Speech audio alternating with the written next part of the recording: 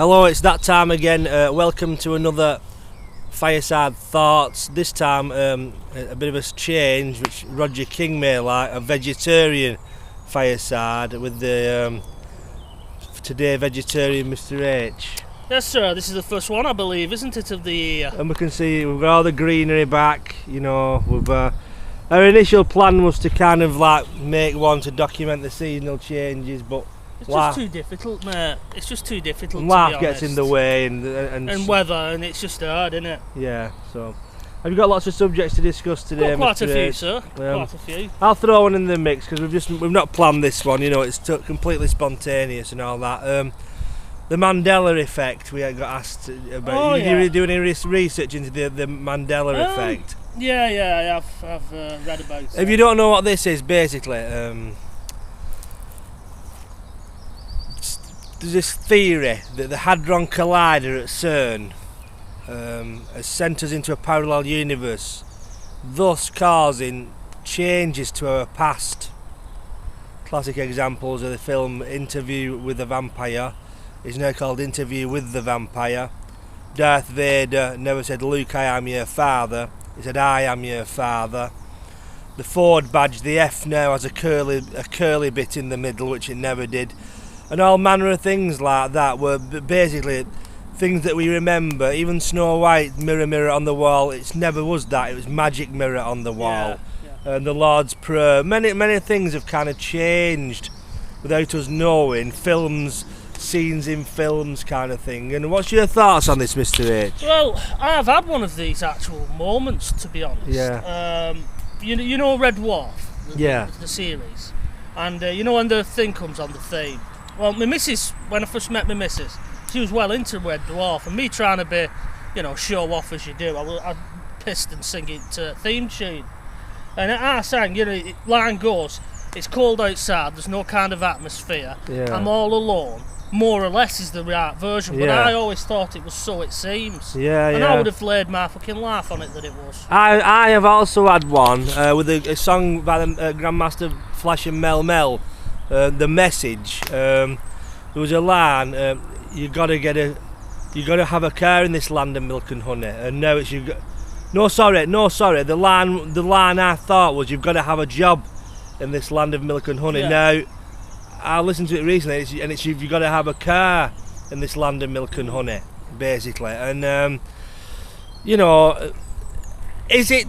Is it the fact that we just don't remember things as they are en masse kind of thing? I think of conspiracies. I think, be honest with you, I think, does it really fucking matter if the fucking A-team van and really has a grey fucking roof now and it never used to?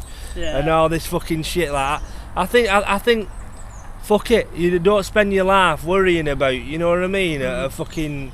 So if somebody used to have a red jumper on in fucking, you know what I mean, the Smokey and the Bandit, and now they've got a fucking purple jumper on, you know.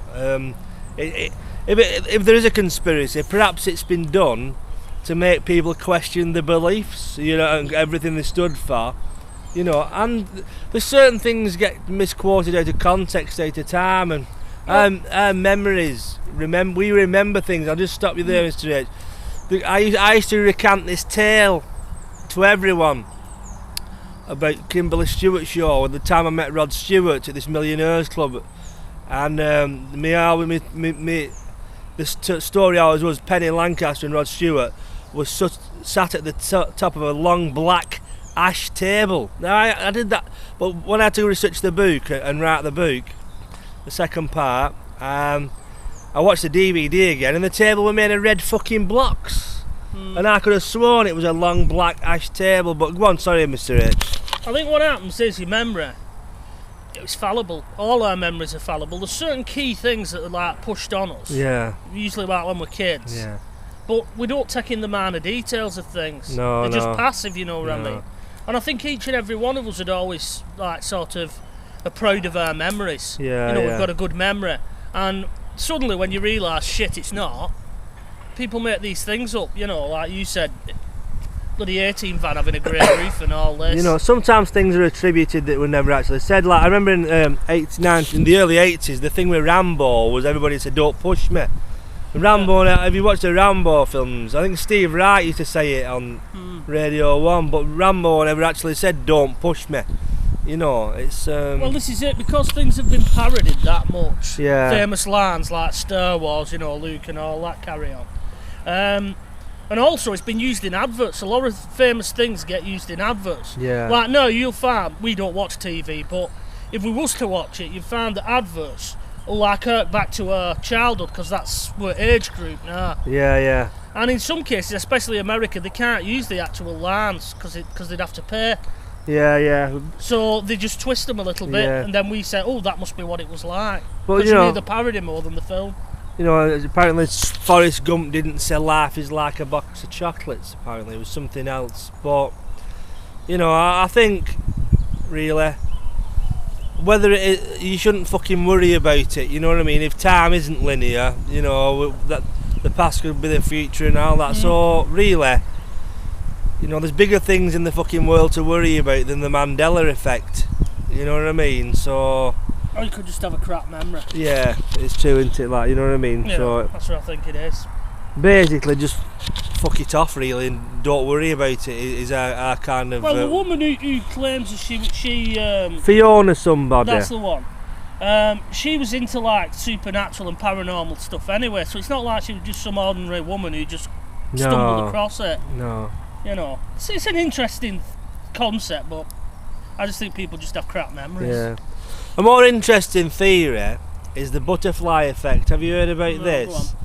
The initial theory is the wafting of a butterfly's wings could eventually cause enough momentum and change to cause a hurricane on the other side of the world. There's things in your life what have done that could change kind of the world, or kind of some little monument. You walking through a door at a specific time, or you meeting someone, or whatever, as can have like a monumental effect on other people's lives and things like that.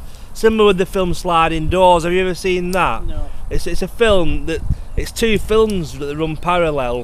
One part of the film he misses a train, and the other second part of the film he gets on the train, and it just shows you how that just because of that 5-minute fucking difference can change things, like, you know what I mean?